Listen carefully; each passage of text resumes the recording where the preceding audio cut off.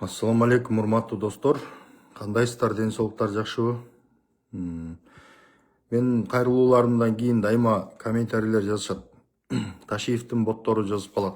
Мурда ошол боттор азыркы бийликте айга күнгө теңеп 30 жылда мындай болгон эмес деп мактап жүргөндөр бүгүнкү күндө терс пикирлер жазып атышат да. Кыргызстанда жашоо оорлоп кетти. Анан кийин сен өзүң тетиякта жатып алып, анан деп Кыргызстанга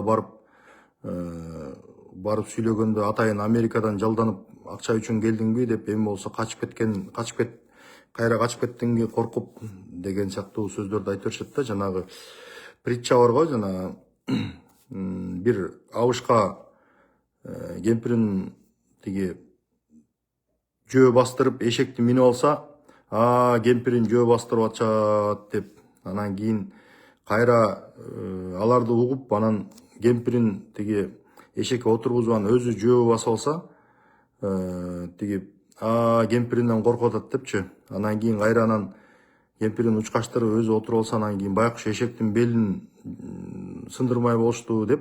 Кыскасы ошондой. Анан ошодон улам бул элге, адамдарга эч нерсе жакпайт. Шылтоо тапкысы келген адам, кыйкым тапкысы келген адам, бул туура айтып атат экен, могу жер туура экен, могу жер туура эмес экен деп жыйынтык чыгарбай, өз алдынча жанагындай бир улам бир баягы жумурткадан кыр издеп, анан ошол кырды таба берет да, жок жерденчи. Эми Садыр Жапаровду эмнеге колдоп атасың дегендерге, эмнеге мынча колдоп атасың, бийликти кошомат кылып атасың, жалап атасың, антип атасың, мынтип атасың деп аябай уят сөздөргө чейин жазышат. Мен аларды кайталабайын. Туугандар, өзүңөр элестетсеңер, мына бүгүнкү президент бийликке мына 20-жылдын этегинде бийликке келди, анан турукташтыруу аркы болуп, анан 21-жылы 10-январда президент болуп шайланды.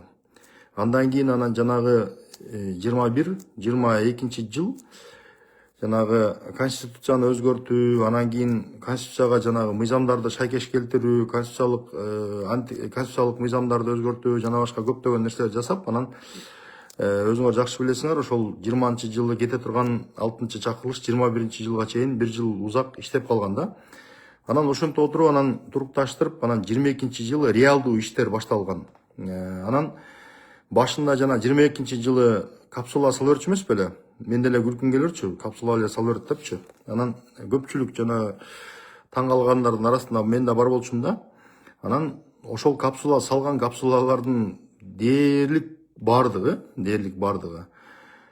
ишке ашып, ошол курулуштардын бардыгы курулуп, зыңкыган имараттар курулуп, жолдор салынып, ленталар кесилди. Бүгүнкү күндө ошолордун баары иштеп атат. Кыргызстандын 20-жылга чейинки инфраструктурасын карагыла дагы, бүгүнкү күндөгү инфраструктурасын карагыла. Садыр Жапаровдун эң биринчи жасаган иши көз алдымда турат азыркыга чейин. Бийликке келер менен жанагы ошол кезде эсиңердеби, ковидте көптөрү кредит алып, анан кредиттерин төлөй алышпай, орто жана чакан ишкерлер аябай кыйналышып, анан ковидте иш жүрбөй, анан баягы кредиттер төлөнбөй калганда, ошондо биринчи болуп, ошол бюджетте акча жок, кыйналып аткан, дефицит болуп аткан малда ошого карабастан акча таап туруп, анан 100 000 сомго чейинки кредити барлардын бардыгын кредиттерин жапкан. Эсиңерде ушул нерсе? Ушул нерсе үчүн, ошол үчүн эле канча каражат кетет да. Анан жанагы көп майда ишкерлерге, тиги майда чакан ишкерлик кылгыла деп туруп, ар бирине 100 000 сомдон жанагындай судабы ушундай берген да. Анан ошолордун результаттарын кийин кече жакында текшерип карап чыкты. Эмне кылдыңар, ушуну алдыңар, эмне кылдыңар депчи. Анан кийин ошондон баштап, кыскасы, Кыргызстанда инфраструктуралык абал аябай жакшырды. Ушунчалык. Эми 20-жылга чейинки Кыргызстандын инфраструктурасын карагыла дагы, ага чейин деле жолдор жасалып, мектептер салынган, бирок мынчалык объемдуу эмес да. Асфальттар басылчу, бирок аз объемдуу. Анан көпчүлүгү ошол Кытайдын гранттарына жасалган. Эсимде 2012-13 жылдары Бишкек шаарында жалпы 118 километр жол жасалып, биз ошону айга күнгө теңеп Иса Өмүркулов мэр болчу ал кезде. Мен ошо мындай колдоп жүргөнбүз да. Урматтуу достор, анан эми бүгүнкү күндө карагылачы, бүгүнкү күндө кандай гана курулуштар, мега курулуштар курулуп атат, майда курулуштар курулуп атат. Ачылыштарга президент эмес, Кабминдин төрагасы эмес, губернаторлор жетишпей атат. Ачылыштарга барып лента кескенге. Мен өткөндө тамашаладым, тиги Ермат Жумаев менен сүйлөшүп калдык телефондончу, Таластын губернатору менен. Анан айттым, сен бир 5-6 көчөнүн баардыгын ачылышын бир эле жасап койчусуң. Негиздеген ар бир көчөнү башынан бир ачылыш кылып, этегинен бир ачылыш кылып, ар бир көчөнү өзүнчө ачылыш кылсаң болмок десем, күлөт да ал жигитчи. Ошого дагы убактыбыз тар болуп, аябай иш көп болуп атат дейт да. Бүгүнкү күндө ошол курулуштардын баардыгы Баткенде, Нарында, Көлдө, Таласта, Чүйдө, Жалал Абадта, Ошто бардык жерде жасалып атат. Жалал Абад шаарында көрүп келдим, аябай көптөгөн курулуштар курулду да. Эми Кыргызстанда абдан чоң өзгөрүүлөр болуп атат. Ошол эле мен дайыма айтам, Манас аэропорту бир кезде аэропорт курмак түгүл, ошол аэропортко бараткан жолду жасаганга мамлекеттин чамасы жок болчу. Жанагы Бишкектен баштап тиги Манас аэропортуна барган жолду жасай албай эле жүдөп какап эле ошо жүрчүбүз.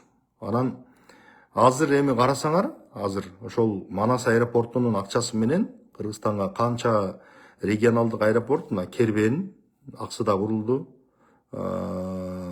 По-моему, так Казарманда курулган жок, курулду, по-моему.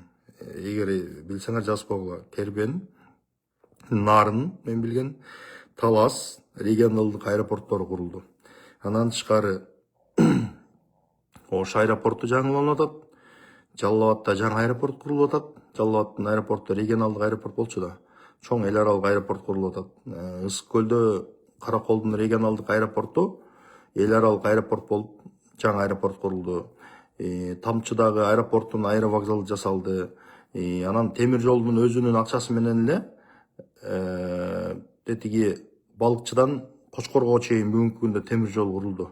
Андан тышкары жанагы эски баягы жыгач шпалдарды шпалдап коебу, жана астындагысын, жыгач шпалдарды бетон шпалдарга алмаштырып, дагы бир топ жерлерде иштер жасалып атат. Ал болсо темир жолдон түшкөн акча менен жасалып атат. Эми Кыргызстандагы темир жол системасы өтө өнүккөн эмес да. Ошого карабастан ошол жерде дагы бир топ акча түшөт экен, ошо менен жасалып атат. Республикалык бюджеттен акча бөлүнбөй эле ошол мекемелердин өздөрүнүн акчалары менен жасалып атат да. Манас аэропортунун өзүнүн акчалары менен аэропорттор салынып, бүгүнкү күндө Манас аэропорту реконструкция болуп атат. Мурдагы Манас аэропорту жепиреген жалпак аэропорт, эки кабаттуу, бүгүнкү күндө заңгыраган чоң аэровокзалы менен, парковкасы менен, бүт шарттары менен курулуп атат. Манас аэропорту ачылганда көрөбүз айырмасынчы. Мурдагы анан эгерде ошол туура көрсө, Манас аэропортунун жетекчилиги жанына бир чоң баннер кылып туруп, баягы Манас аэропортунун мурдагы сүрөттөрүнүн баардыгын тартып турган ил коюш керек да. Мурда кандай болгон, азыр кандай болгон депчи. Анан бул элде мындай экен да, память деген, мындай эс тутум деген өтө кыска болот экен. Кечээ болуп аткан нерселерди бүгүн унутуп коет экен адамдарчы. Анан эмне болду, эмне өзгөрүү болду, эмнени кылып атат, эмнени кыйратты деген деп жазып атышат да, көп жазышат ушуларчы. Анан мен аябай таң калам да, бул кандай, эмнени кыйратты дегенчи. Кыргызстан профицитке чыга албай, тиги жана бюджетте тиги киреше бөлүгү, чыгаша бөлүгүн аша албай дайыма эле. Анан дефицит менен эле ошол дефицитти жаба албай, 20-30%, 40%ке чейин дефицит болуп, анан ошону жаба албай, тиги Европадан, тияктан карыз сурап, анан тиги пенсия пособияны акыбеткен жабыш үчүн карыз сурап эле жүрчүбүз ошо 20-жылга чейин. Анан ВВПнын жанагы тышкы карыздын ВВПга болгон катышы, ички дүң продукцияга болгон катышы 67-70% тегерегинде жүрчү, көп учурдачы. 60%тен ылдый түшчү эмес. Бүгүнкү күндө карасаңар, биздин экономиканын, то есть ВВП бул экономика да, анан ошол биздин тышкы карыздын үлүшү, экономикадагы үлүшү 39%тен ашпайт да. Элестетсеңер, бул Кыргызстан мисалы бир смело 50%ке чейин тышкы карызды көбөйтөрсө болот. То есть ВВПнын 50%нен ашырбай ошого чейин көбөйтөрсө болот. Дагы 11% разница бар. Мен мунун баарын цифра менен айтып атам. Андан тышкары жолдор, фаптар, мектептер, ооруканалар, стадиондор, жана футбольный поле тиги бу дегендерди спонсорлорду издеп, анан арабтар салып берди, анан тигилер салып берди деп ошолордун көзүн карап жүрчү эмес белек. Bir айылда же bir 5-6 айылда bir футбольный поле ачылса, анын баарын лентасын кесишип ушундай болуп калчу да.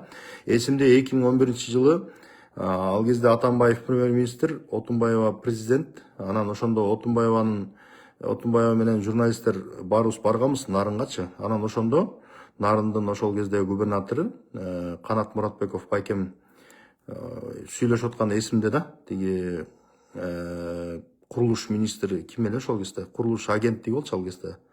По-моему, Нарбаев беле, Каныбек Нарбаев беле, ошонун орун басарына сүйлөшүп атканда, жакында албай Атамбаевди айтып атат да, шеф келет депчи, тиги Алмаз Шаршенович келет, анан ошого тиги мектептин курулушун бүтүрүп берип койчу деп жалдырап суранып аткан эсимде да. Акчаны тезирээк бүтүрүп, документтерди бүтүрүп койгола болчу тезирээк депчи. То есть анан ошол кезде bir кайсы bir мектептин ачылышы болсо, ошол мектептин ачылышын президент менен премьер-министр талашып, мен ачам деп, анан кийин президент өкүмзорлукка салып кеткен учурлар болчу да. Анан кийин контейнер мектептер бар болчу, контейнер мектептерди куруп, мектептерди салып алып, анан ошо контейнердин ичинде балдарды окутуп, анан ошонун ачылышын кылган сүрөттөр, видеолор азыр деле турат. Эми элестетсеңер, ошол кездеги абалдан бүгүнкү күндөгү абал кандай өзгөрдү? Кандай мега проекттер салып атат да? Жана Бишкектеги стадиондучу, жана видеодон, сүрөттөн көргөндө кичинекей эле көрүнөт. Жанына барып көрсөңөр, жана Южный магистраль менен до конца кете бересиңер, тиги Западный ТЭЦке чейин, ТЭЦ 2ге чейин кете бересиңер. Ошол жака барып көрсөңөр, жанынан көрсөңөр, мега мындай чоң проект да. Бул мега проект, ал нерсе кыргыздардын түшүнө кирген эмес. Мен 2024-жылы Таласка барып, Талас шаарында өзүм теги бала кезде балчык кечип чоңойгон көчөлөрдү барып карасам, баардыгын асфальттап коюптур. Көпчүлүгүн асфальттап коюптур. Ошол асфальттарды көрүп, мен оозуму ачып таң калгам да. Мен ойлогом, ушу биздин тирүүбүздө, биз карыганча мындай асфальтты көрбөйбүз го ал жакта деп ойлочумун да. Балчык эмес, эптеп үстүнө шагыл төшөлсө деле ошого ыраазы болуп жашаганбыз да. Ошондой ыраазы болмокпуз да. Бүгүнкү күндө биздин оюбузга келбеген иштер жасалып, акылыбызга келбеген курулуштардын баары жүрүп атат да. Мунун баардыгы эмне? Мунун баардыгы менет, мунун баары акча. Мунун баардыгы ошол эмнени билдирет? Экономика өсүп атканын билдирет. Кыргызстандын бюджетине акчалар кирип атканын билдирет. Анан ошонун баардыгын көрүп туруп, керек болсо силерге мисалы Садыр Жапаров адам катары жакпашы мүмкүн, бийликтеги кайсы бир адам жакпашы мүмкүн, бирок ошого карабай анын жасаган иштерин баалаш керек да. Жакшысын жакшы деш керек да. Керек болсо Садыр Жапаровдун душманы деле там бериш керек да. Душмандары там берип атат негизи. Мындай оюбузга келчү маселе действительно кыйын экен деп сөз кылгандарын угам, бирок алар публикага айтпайт да. Алар дайыма кемчиликтерин чукуп турушат. Анан жакшы нерсени жакшы деп, кыргызда сөз бар, жакшыны жакшы дегенден жаак сынбайт дейт, урматтуу туугандар. Жакшыны жакшы дегенден жаак сынбайт. Анан жакшы нерсени жакшы деп, болгон нерсени болуп атат деп айтыш керек да. Анан Кыргызстандагы болуп аткан өзгөрүүлөрдү көрүп, мен мисалы кубанам, анткени мен ошол өлкөнүн патриотумун. Кыргызстанга 5 тиын, 3 тиын келсе дагы мен сүйүнөм. Экономика көтөрүлсө сүйүнөм. Кыргыздар жакшы кийинип, жакшы ичинип, жакшы машина айдаса, жакшы жолдо жүрсө, жакшы үйдө жашаса сүйүнөм мен. Анан то есть мен жанагы берки темир жол, камбар аталарды айтпай эле коеюн. Алар курулгандан кийин дагы экономикага дагы кошумча салымдар, кошумча өзгөрүүлөр болот, урматтуу туугандар. Мен жанагындай карапайым адамдардын баягы шаардагы үйлөрдөгү жашоолорун айтып атам. Бүгүнкү күндө Кыргызстандын шаарлары шаарга окшош баштады. Кыргызстандын айылдары айылга окшош баштады. Чыныгы айылдарга окшош баштады. Биз бир кезде тетиги Грузияга аябай суктанчу элек да. Грузияда көптөгөн иштер жасалып атат деп атыпчы. Бүгүнкү күндө карасаңар, Грузияда Саакашвилини кыргыздар көп сөз кылбай калды, мурдагыдайчы. Мурда ошого суктанчубуз, анткени өзүбүздө эч кандай өзгөрүү жок болчу да. Анан тышкары тетиги эмелер, тиги Белоруссияга баргам 2016-жылы. Анан Белоруссиянын айылдарын, кыштактарын, шаарларын көрүп алып аябай суктанчубуз. Бүгүнкү күндө Кыргызстан албетте чет элек, бирок Кыргызстан ушундай темп менен кете берсе, шаарлары да жаркырайт, көчөлөрү да жаркырайт, бүттүк жерде асфальтталбаган жолдор, тиги тоолорго чейин жолдор асфальтталбаган жол, жаркырабаган көчө калбай калат, урматтуу туугандар.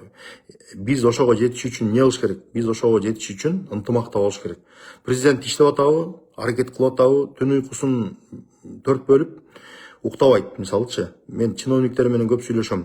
Түнкү 3-тө, 2-де, 1-де WhatsApp'тан тапшырмаларды берет дейт. Могу жерде мондай проблема бар экен, чечкиле депчи, бүттүгүн контролду кармап турат.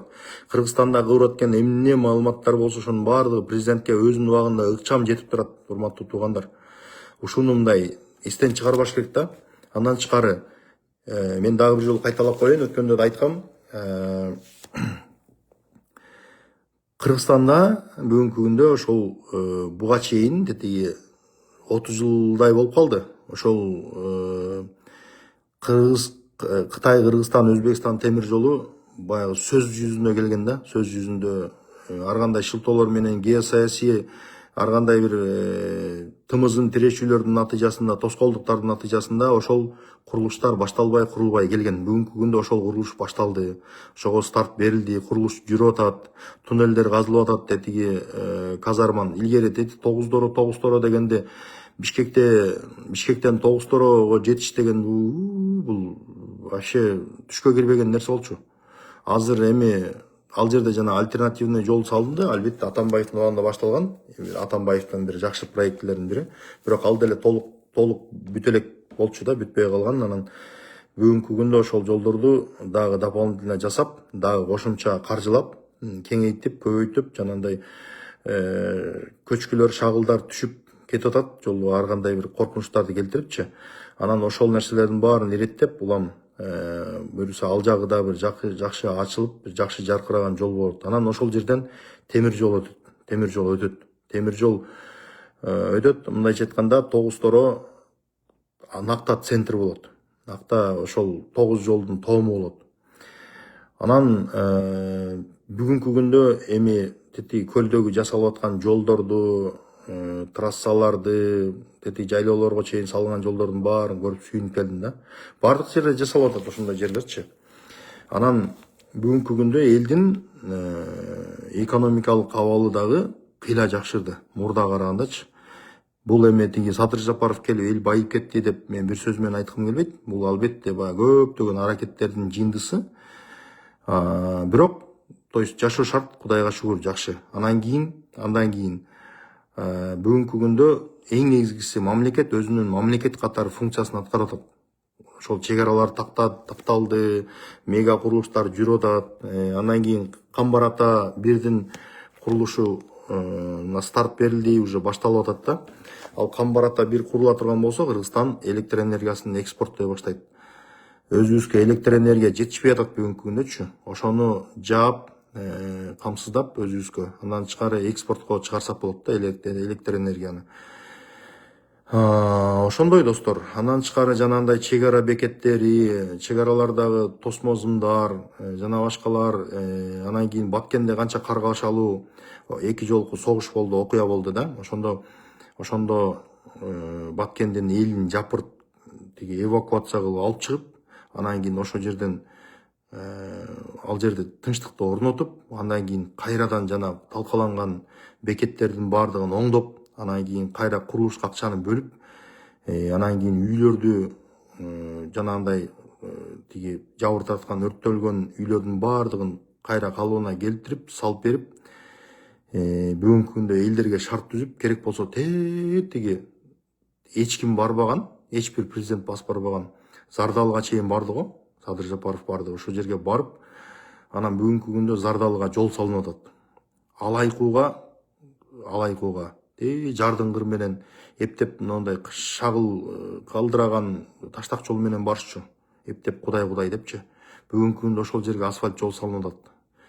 Дагы көптөгөн жерлерге, өрөөндөргө, тоолорго, кырларга жол салынат.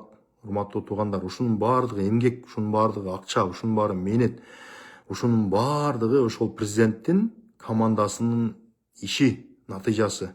Бүгүнкү күндө иш начар болуп атат ийбу деп наалгандарды угам, бирок ошол наалган адамдар көбү ошолор бийликте болгон. Саясатта жүргөн адамдар келип алып отуруп алып жанагы баягы чапанын сүйлөгөн чалдар отуруп алып, анан тамекини чегип коюшуп, биздин убакта мындай эле андай эле деп сындап калышат, мен угуп калам да. Бирок ошолор өзүнүн убагында ошолор көп нерсени жыргатышкан эмес.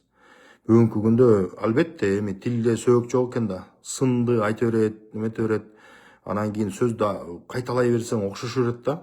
Бирок деген реалдуулукту караш керек да. Анан кийин мен президентибизге мындай сунуш киргизет элем да, мен дагы бир өзүмдүн каналдарым аркылуу айтайын деп атам. Көп ойлойт мени тиги президент менен жакын постоянно байланыш турат депчи. Мен эч кандай түз байланышым жок. Бирок президент менен байланыштагы адамдар менен менин байланышым тыгыз, ошондуктан керектүү маалыматтарды жеткире алам да. Президентке мындай сунуш киргизейин деп атам да. Ошол жанагы мурдагы, мисалы бир жерге жолдорду салдыңарбы? Ошол жердеги жолдун мурдагы кебетелерин бир баннерлерге сүрөткө тартып туруп илип коюш керек ошол жергечи, мурда кандай болгон деп туруп. Бир имарат курулду, оңдолду, мурдагы эски имарат кандай эле, ошону сүрөткө тартып туруп, ошол сүрөтүн килтейтип туруп, анан кийин ошол жерге илип коюш керек. Мурда мындай болчу, азыр мындай болду депчи.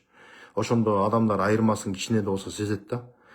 Анан биз эгерде мамлекет болобуз десек, улут болобуз десек, өнүккөн мамлекет болобуз десек, анда ушундай темп менен тынч, аккуратно, биримдикте ынтымак менен өнүгүп кете бериш керек.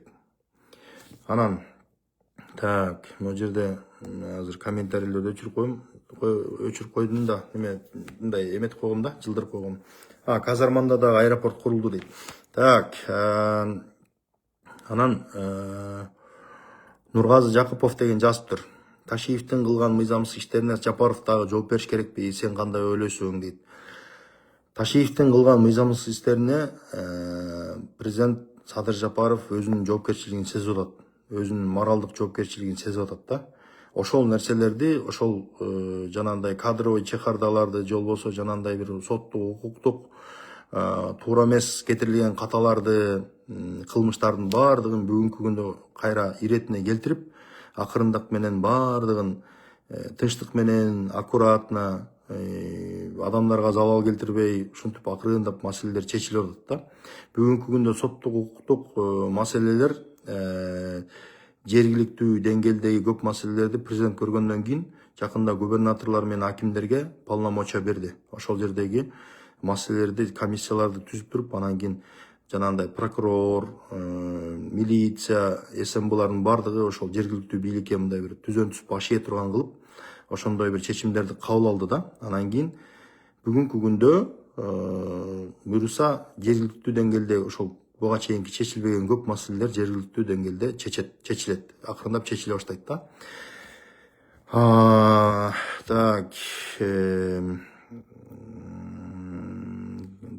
Ошонун баары туура сөз.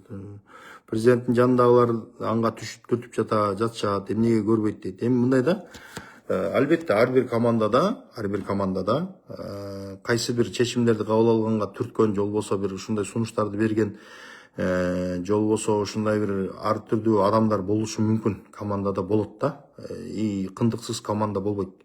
Кемчиликсиз адам болбойт. Мына могу 5 манжа карасаң, 5 манжа карасаң, ар бири ар башка да. Бирөөсү кыска, бирөөсү узун, бирөөсү орто дегендейчи.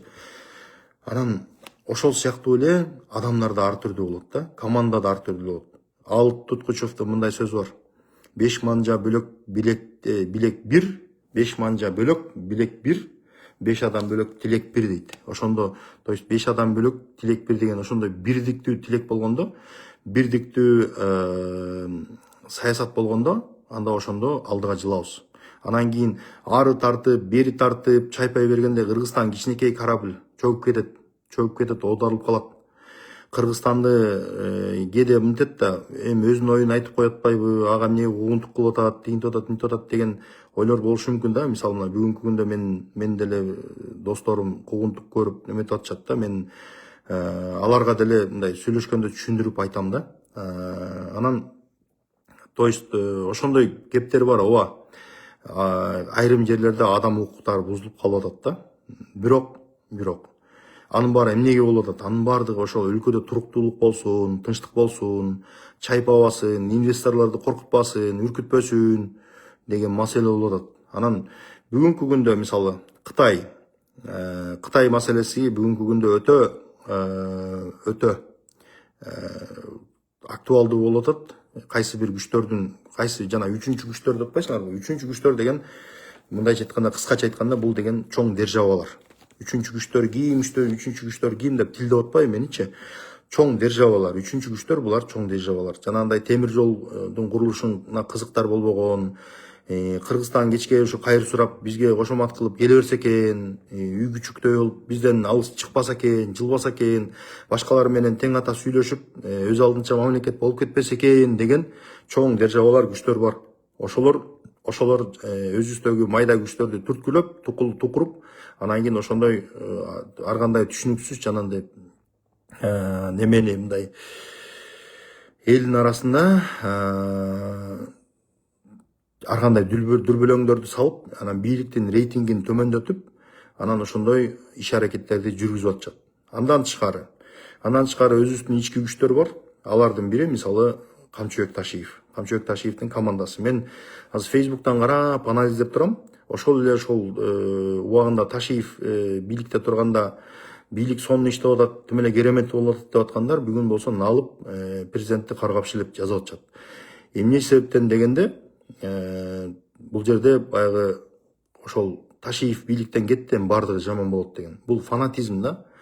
Урматтуу туугандар, Ташиев ал жөн кеткен жок да. Ташиев ошол кылган былыктары, кылмыштары көп болгон үчүн кетти. Анын баарын 4-5 айдан бери какшап айтып бердим го. Эгерде маалымат керек болсо, YouTube'дан баарын карасаңар, маалыматтар жетиштүү. Эмне кылмыштарды кылган, эмне үчүн.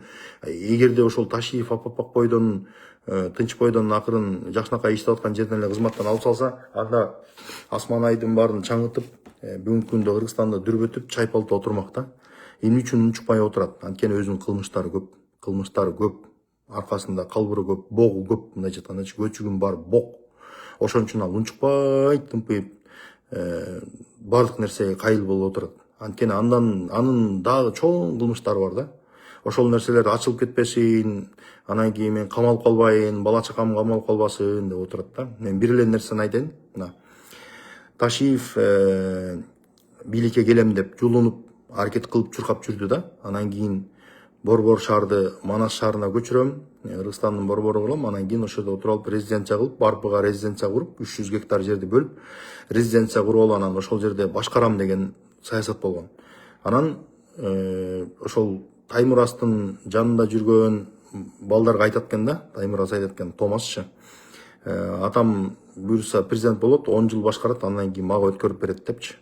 Эми элестетип атасыңарбы? Кудай өзү эле сактасын. Ошондой күндү көрбөй калганыбызга Кудайга шүгүр. Ошол нерсе келбей калганына Кудайга шүгүр. Ташиев ГКНын башында турганда канча будуңчан, канча куугунтуктар, канча кылмыштарды жасады. Элестетсеңер, президент болгондо эмне болот?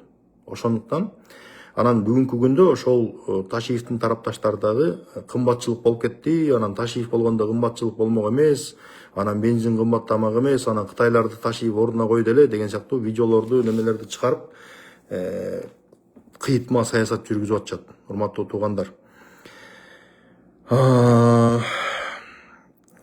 Ошол Ташиев болгондо деле ушундай эле картина болмок. Мындан хуже болмок, возможно. Адамдардын укугу дагы дальше бузулмак. Канча адамдар кордук көрмөк. И ошол көптөгөн куугунтуктар болмок. Анан кийин Ташиев эч кандай эттин баасын дагы, нандын баасын дагы, жана башкалардын баасын арзандата албайт. Ал сыйкырчы эмес. Кыргызстанда канча продукция болсо, ошого жараша, спроско жараша, талапка жараша баа өсөт.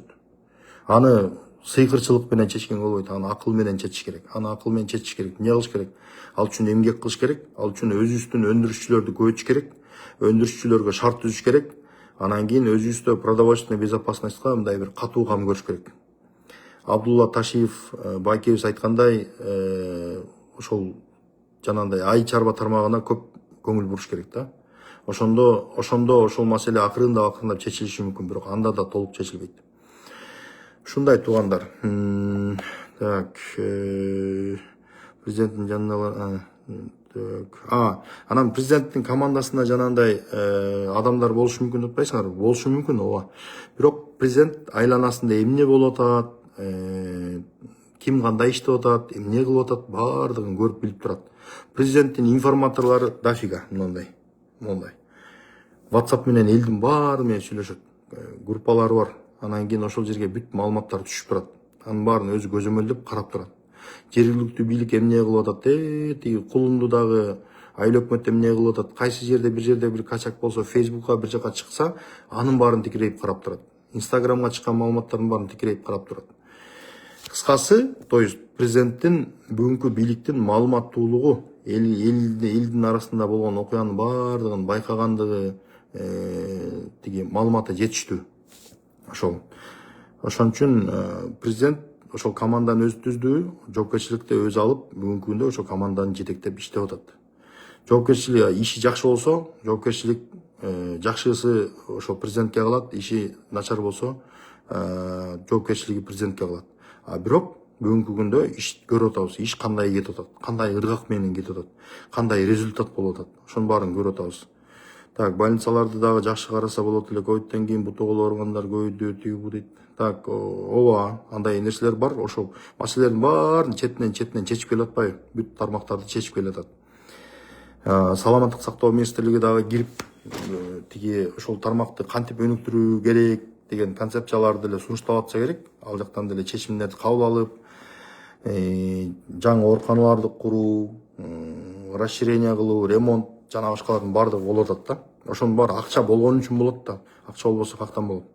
Мурда болсо тиги лента кесип, анан кийин кол чаап, анча-мынча нерселерге сүйүнүп коюп жүрөчү эмес белек. Так, темир жолдун салышын каалабаган үчүнчү тараптар бар окшойт. Албетте бар. Мына мен бир эле мисал айтайын. Эгер ошол темир жол курула турган болсо, биздин бир чоң старший братыбыз бар, мисалы, менде бир мындай кыскача маалыматтары бар. Эми жалпы мисалы ошолор темир жолдон эле, эгер Кытайлар бул жактан темир жол куруп Европага жол ачыла турган болсо, анда деген ошол бир чоң держава 10 миллиард долларга чейин каражат жоготот экен да. Мына кызыкчылыктын баары ошол жерде жатат. Мисалы Казакстан менен Кытайдын Казакстан аркылуу кеткен темир жолу биздин темир жолдон 900 километрге узак. 900 километрге узак деген бул деген миллиарддаган доллар акчалар да. Анан Кытай болсо ошол Россиядагы темир жолду да пайдаланат, Казакстанда темир жолду да пайдаланат, биз жакта да пайдаланат. Анан баарын ачып коет. Анан ишкерлер өздөрүнүн багыттарына жараша туш тараптарга товарларды сатып, ары бери ташып, сатып алып, ушинтип алака катыш жандан берет. То есть алар ошол экономикасын жанагындай транспорттук коридорлордун диверсификация кылып атат да. То есть бир канча багыттарды ачып, анан кийин альтернативдүү варианттарды ачып атат да. Ошол нерсе бизде чоң державаларга жакпай атат. Эми муну биз көргөнбүз да, тарыхыбызда көп эле көргөнбүз. Орус менен дос болсоң айбалтаңды ала жүр деген кыргыздын аталарыбыздын сөзү, бул бекерден калган сөз эмес, урматтуу туугандар. Так, бардык мамлекеттерде кымбатчылык болуп атат, согуш болуп, ооба, туура айтасыз. Мына Америкада дагы кымбатчылык ушундай өтө жанагындай эме да, өтө мындай өтө кымбатчылык болуп атат. Продовольствие кымбаттады. Мисалы мурда бир 100-200 долларга, 300 долларга бир тележка толтура продукт ала турган болсоң, ошол тележка продуктуну азыр где-то бир 500 доллар, 700 долларга чейин коротуп аласың. Так, кымбатчылык 2 эсе, 2,5 эсе өсүп кетти. Майдын баасы өстү, ошого жараша транспортировка кымбаттады. Ошондой туугандар. Так, Нургазы Жакупов, Жапаров да жооп бериш керек. Ташиевди 5 жылдан бери билбеппи дейт. Так, ошол урматтуу туугандар, эмне үчүн мен мындай мунун баарын айтып туруш керек да. Эми эгерде баягы көзүбүз көрбөл болсо, интернеттен деле көрүп атабыз, кайсыл жерде эмнелер ачылып атат. Мен ушу бир адатым бар да, өзүм көзүм көрмөйүнчө мындай бир ынанбай тура берем да, барыбырчы интернеттен көрсөм деле жанымдан барып көрөйүнчү деп ушул Баткенден башка жердин баарына барып эмнелер курулуп атат баарын өз көзүм менен көрүп келдим, кыдырып. Атайын машинамды айдап алып бүт жерлерди кыдырып, ошол жасалып аткан иштердин баардыгын өз көзүм менен көрүп келдим, урматтуу туугандар. Эгерде ушундай темп менен тынчтык өкүм сүрүп, анан президентке дагы 5 жылга шайлап мүмкүнчүлүк берип эметсек, элестетсеңер, мына 2022 жылдан быйыл 26 жыл, 4 жылдын ичинде канчалаган өзгөрүүлөр болду. Эми элестетсеңер, алдыда 5 жылда кандай өзгөрүүлөр болот. Ошондуктан биз сабыр кылып, ошол жакшы иштерди колдоп, кол чаба билип туруш керек. Анан кемчиликтер болсо айтыш керек. Бирок деген тиги кетсин, жоголсун, антип кетти, минтип кетти деп налый бербей, мына конкретика менен айтыш керек. Мына ошол маселелердин баарын көтөрүп эле айтып атат. Мен деле канча укуктук маселелерди жана башкалардын баарын президентке кайрылып публикага алып чыктым. Ошол бир канча маселелер чечилди. Ошол тиги буйрук берип, тияк-бияктарды карап, жергиликтүү бийликтер ошол маселелерди жеринде чечкенге аракет кылышты. Хотя бы кээ бирлери видимость создавать этишти. Ушундай аракеттер болду да. Анан мисалы бүгүнкү күндө макул, допустим, эмнеге башка адамды шайласак болбойт дейт да. Болот, ооба, шайлоого акысы бар. Кандидат болуп чыккандардын каалаганын тандап, каалаганына галочка берип, өзүңүздүн жүрөгүңүз менен тандап, шайлоого катышып, жарандык позицияңызды билдирсеңиз болот. Бирок деген нерсе бар да, бирок ошол мисалы эртең, допустим, мына Садыр Жапаровдун ордуна бир башка эле бир эшмат келди дейли да. Эшмат келип эле эмне асмандагы айды алып берип салмак беле? Же бардыгын базардагы бааны арзандатып салабы? Же болбосо силердин жашооңорду мындай налыган адамдардын жашоосун сүф деп жанагы Пушкин жомогундагы алтын балыктай кылып тиги жоктон бар кылып коебу? Кыла албайт да. Алар деле ушул эле Кыргызстанды башкарат да. Ушул эле нерселер, ушул эле проблемалар калат да аларга. Бирок ошондо ушундай неме менен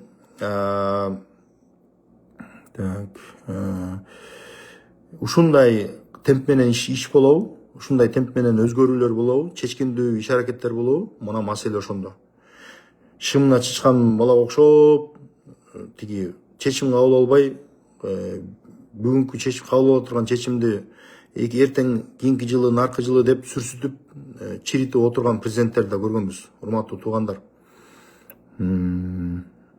Адилет айтчы, досун эмнеге камаган жок деп. Эми аны ал кишиден сураш керек, укук коргоо органдарынан сураш керек. Мен болгон фактылардын баарын алып чыктым. Сөзсүз ал өзүнүн жасаган кылмыштарына бир кезде жооп берет да. Мен буга ишенем. Так, рахмат, ошентип Кыргызстан үчүн кам көрүп, тынчын кетип элден тилип атасың, арам ойлорду кайда болсуң. Рахмат эже, рахмат, чоң рахмат. Бул мындай да жарандык пикир, сөзсүз эле жарандык пикир дегенде сөзсүз эле наалып эле кыйкырып чыгыш керек эмес да. Анан кече мен жана немелергечи, жаш лидерлерге кайрылбадымбы? Азамат Баяманов деген жигит, по-моему, уже кармалды окшойт да. Азамат Баяманов деген жигит мына эмнеге 49 жылга жер берилип атат, тигиндей мындай деп нараазычылыгын айтып чыкты. Анан кийин Фейсбукта жазгандарга ишенди окшойт. Эми Азамат өзү жакшы жигит да, мен мындай сыртынан байкап жүрөм. Мен ал жигит менен жолуккан эмесмин. Түсү ийгиден түңүлбө дейт. Бирок бул жигит кайсы бир адамдардын, балким сен мына убагың келип калды, давай азыр сен чыксаң эл колдойт деп кимдир бирөөлөр далтысынан таптап, анан ошентип ошондой бир пикирлерге ишенип алган окшойт ал жигитчи. Ата көзү жакшы жигит. Анан айтып атпайбы, мисалы мен тиги Алтынай Сейитбековнун депутат болгондо ошонун помощниги болгом, анан Республика партиясынын жаштар канатын жетектегем депчи. Эми Азамат үчүн бул албетте келечекте балким президент болуп калар, Кудай буйрсачы, маңдайына жазса, эл колдосо. Бирок деген ошол депутаттын жардамчысы болуу, анан кийин бир партиянын жаштар канатын жетектөө менен бул мамлекетти жетектөө асман менен жердей айырмасы бар да. 35тей бала бул жаш. Жаш жагынан дагы жаш, курч, анан кийин тажрыйбасы да жок. Анан ошол тажрыйбасы жоктугунан биздин кичинекей мамлекетке ар кандай социалдык саясий эксперименттер жасаганга болбойт, урматтуу туугандар. Ар кандай саясий эксперименттерди жасаганга болбойт Кыргызстанда. Биздин мамлекет эксперименттер үчүн жаралган мамлекет эмес. Аны ошол Америкада ар кандай күчтөр келип жасай берет. Бирок биздин мамлекет ал нерсени көтөрө албайт. Биз кичинекей эле мамлекетпиз, чаканбыз. Ошондуктан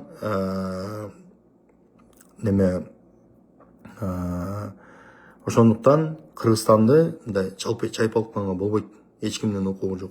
Мен азаматты сыйлайм, урматтайм, инимдей көрөм. Бирок деген Кыргызстандын элинин чувствосу менен ойноп, анан кийин ошо чайпалып турган ошо мамлекетти башкарып кетем деген ой болсо, анда жаңылыш болот. Анткени мен дагы айтып атканымдын себеби, мына кечээ бирөөлөр айтып калды. Бир иним айтат, байке ушу башыңыздан өткөндү мындай кененирээк эле айтып коюп белеңиз депчи. Айткым келген эмес, эми бир аз айтып берейин. 2007-жылы Бакиев менен Кулов тирешип калды.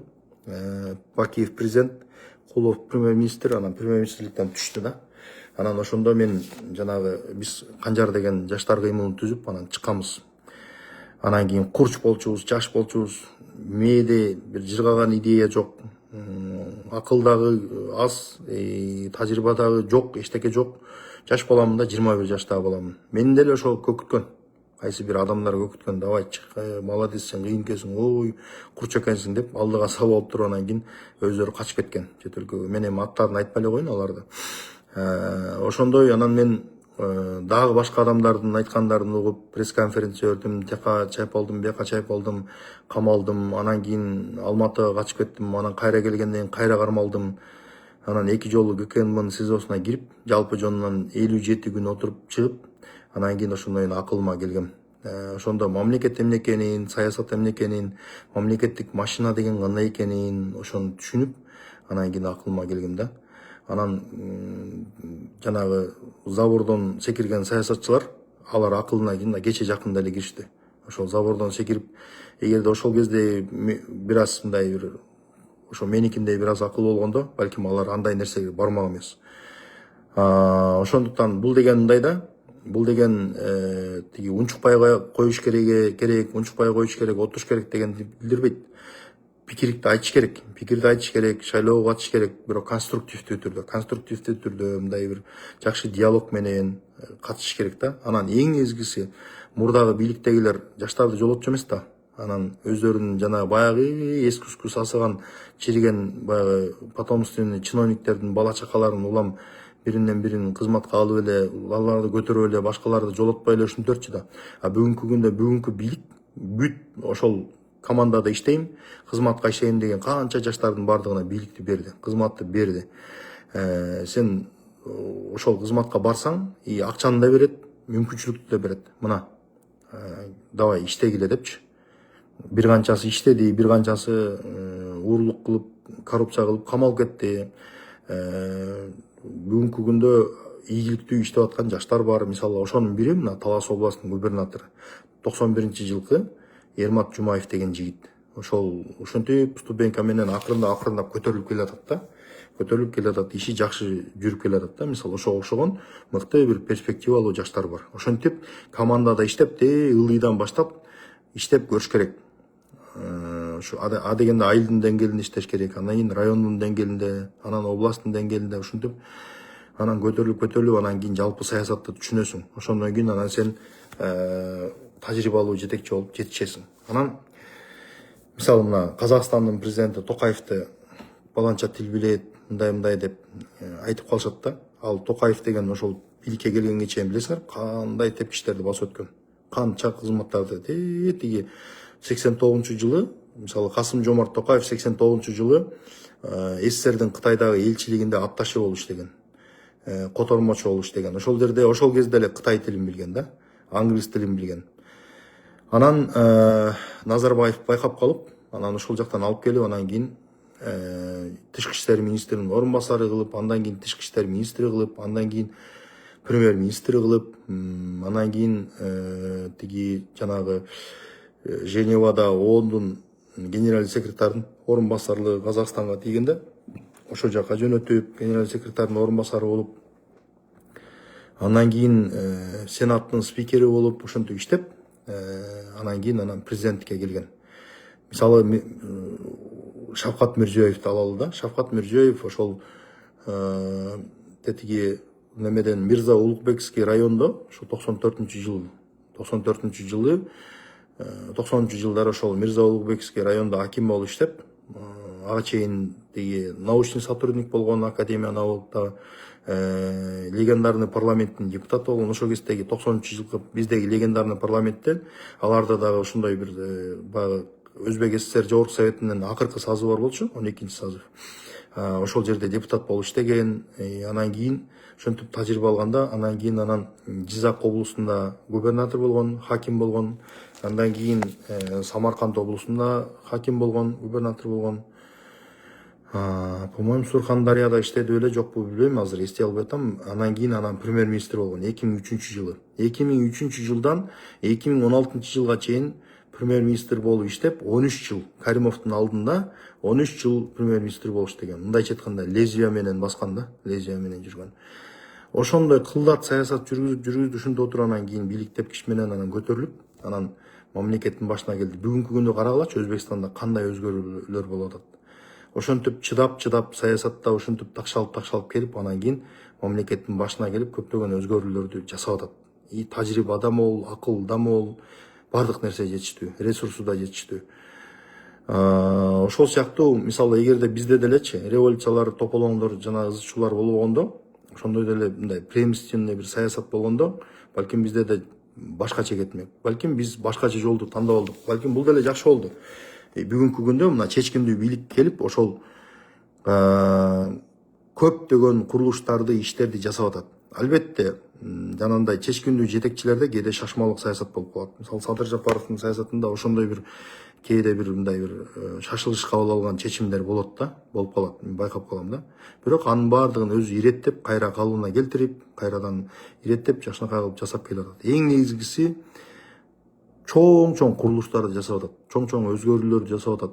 Кыргызстандын экономикалык саясатын өзгөртүп атат. Жалпы саясатты өзгөртүп атат. Элдин бийликке болгон көз карашын өзгөртүп атат. Эгерде биз ушинтип дагы бир ушундай бир калп менен дагы бир 5 жыл, 10 жыл ушинтип кете бере турган болсок, биз башка деңгээлге чыгабыз. Казактардын, өзбектердин алдында биздин сөзүбүз өйдө болот. Бүгүнкү күндө деле сөзүбүз өйдө. Кыргыздар жүдөп калдыңар, тигинтип калдыңар, мынтип калдыңар деп шылдыңдабайт. Мурда шылдыңдачы, казактар шылдыңдачы, азыр казактар там берет, мисалычы. Ошондой туугандар, бул саясат, бул күрөш, бирок конструктивдүү күрөш болуш керек да. Эмгек, ошол эмгек менен жетиш керек. Мисалы, мамлекеттин башчына келиш үчүн сөзсүз эле бир 30-тан ашкандан кийин деле 35ке чыктым, могул жашым жетет, мен президенттикке коем деген ал шашмалык, да. Мамлекеттин башына 50 жашта деле келсе болот, 55 жашта деле келсе болот, 60 жашта деле келсе болот. Вообще-то негизи жакшы мындай бир өтө оптималдуу башкаруу дүйнө жүзүндө бир жалпы тажрыйба менен алганда бир 60 жаштан 70 жашка чейинки аралыкта жетекчи такшалган, бышып жетилген курукта болот. Ошол убакта мамлекетти башкарса, ошол мамлекеттин арышы өйдө болот, саясаты да туруктуу болот, преемственный саясат уланат. Ошондо мамлекетте туруктуу болот, тынчтык болот, өнүгүү болот, көп нерсе жакшы болот да. Ошон үчүн шашпаш керек. Мына Садыр Жапаров деле 50ден ашканда бийликке келген, 53 жашында бийликке келген да. Ошондуктан мындай тажрыйба топтогула, ошол жаш лидерлер тажрыйба топтоп, командаларда иштеп, ошол ар кандай мамлекеттик кызмат деп кишилерин басып көтөрүлүп отуруп, анан кийин ошондой чоң ийгиликтерге жетсе, анан кийин чоң бийиктиктерди багындырса болот. Ошондой көңүл бурганыңыздар үчүн чоң рахмат. Кстати, жана Имамидин Ташев менен эме жөнүндө сөз болуп калдыбы, Так, Имамидин Ташев. Так, Ташев менен Ташевке коюлган айыптар бири-бирине окшош. Ооба, ал пикириңерге кошулам. Соттун чечими мен акыйкатсыз деп эсептейм. Эми балким бир шайлоодон кийин балким алардын маселеси жакшы жагына чечилет деп ойлойм. Ошондой тескерисинче Аскат Жетиген жана башкалар камактан бошотулуш керек. Буга келет, булар дагы камактан бошотулуп, буюрса бир акыйкаттык калыбына келет деп ишенем. Бирок өлкөбүздө тынчтык болсун, туруктуулук болсун, анан Садыр Жапаровдун бүгүнкү жасап аткан саясатын колдойлу. Бизге мен өзүм 40-тан 41-ге карадым бүгүнкү күндө. Жаш болгону менен, мисалы мен жаш эле курактамын, карып калган жокмун да. Бирок мен ошол Кыргызстандагы болуп аткан саясатты Акаевдин кезинен бери көз алдымда да. Мен өзүм да бала кезимден зирек бала болчумун, мындай эс тутумум жакшы, көп нерселер эсимде да.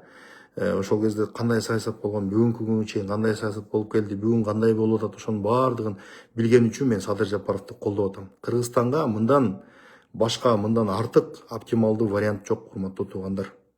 Бүгүнкү күндөгү эң оптималдуу вариант, эң ийгиликтүү, жакшы вариант бул Садыр Жапаров. Ошол Садыр Жапаровдун саясатын колдойлу дагы. Анан жакшы иштерин жакшы деп кол чаап туралы. Бизден ал анткеле минткеле деген жок да, өлкөнү иретке салып атат, өнүктүрүп атат. Ошол саясатты колдош керек. Кемчиликтер болсо айтыш керек, бирок конструктивдүү тил менен, сунуштар менен. Көңүл бурганыңыздар үчүн чоң рахмат. Өлкөбүз тынч болсун, мамлекетибиз өнүксүн. Кыргызстан алга.